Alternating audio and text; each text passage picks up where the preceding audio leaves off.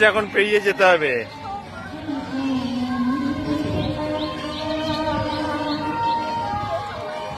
October 2025 আমরা এসেছি কেঁতপালা গ্রামে।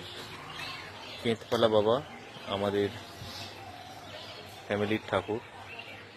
জানা যায়নি যে কবে থেকে এনাকে আমরা ফ্যামিলির ঠাকুর হিসেবে কনসিডার করি। আমি জানার চেষ্টা করেছিলাম, পাইনি, তো অনেক পুরনো। এটা মেমারি থেকে গ্রামটার নাম কেঁতপালা। অ্যাকচুয়ালি শ্রী পঞ্চানন ঠাকুরের মন্দির। শ্রী পঞ্চাননকে শিবের অংশই কনসিডার করা হয়। এনাকে যে এখানে এসে দেখলাম, এখানে তার শিবলিঙ্গ আছে। এই শিলা বিগ্রহকে সিঁদুর দিয়ে আভূষিত করা হয়। ইন্টারনেটে আমি চেষ্টা করলাম পড়ার, এবং সেটাই দেখলাম যে বাংলায় বাবা পঞ্চাননকে এইভাবেই ব্যক্ত করা আছে যে তিনি গ্রামের এবং বাচ্চাদের রক্ষাকর্তা।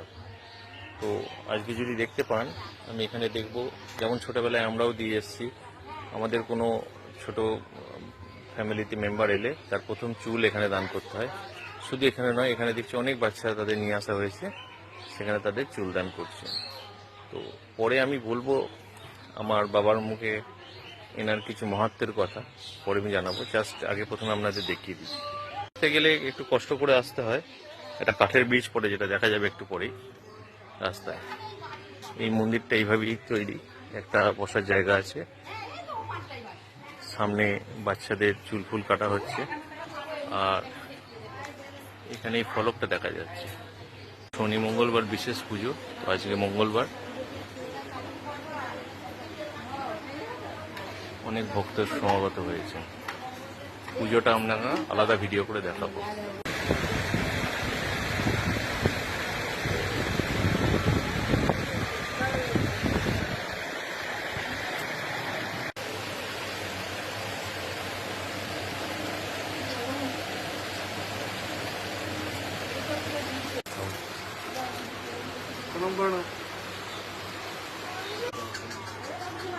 আমাদের দাদুর নামও ছিল পঞ্চানন রায়চৌধুরী।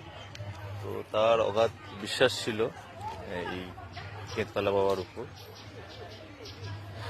বাবার মুখে শুনেছি যে যখন নীলও বলতে পারবে, নীল আমার সঙ্গে আছে, যখন আমাদের জেঠু খুব অসুস্থ হয়ে পড়েছিল ছোটবেলায়, মানে টাইফয়েড, তখনকার দিনের রোগ হয়েছিল টাইফয়েডের মতো, যখন কোনো চিকিৎসা ছিল না, বেশ কিছু ডাক্তার তো বলেই দিয়েছিলেন। ইভেন এমন একটা দিন এসেছিল যখন মানে তার পরের দিন পর্যন্ত থাকবে কিনা এরকম ব্যাপার হয়ে দাঁড়িয়েছিল।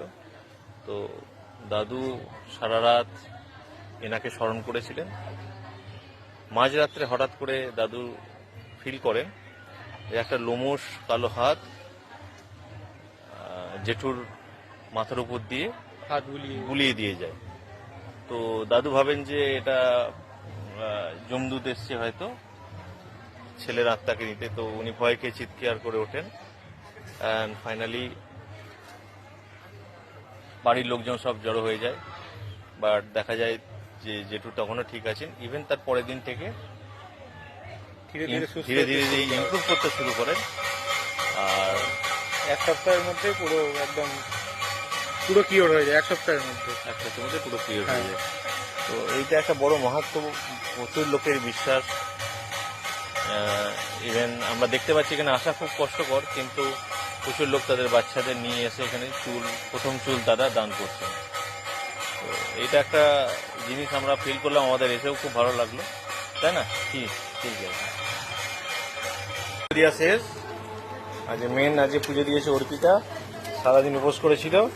এরপরে এখন চপ, পাঁপড় এসব চলছে। তো খুব ভালো লাগলো এখানে এসে। যা ভালো পুজো হয়েছে, খুব ভালো পুজো হয়েছে।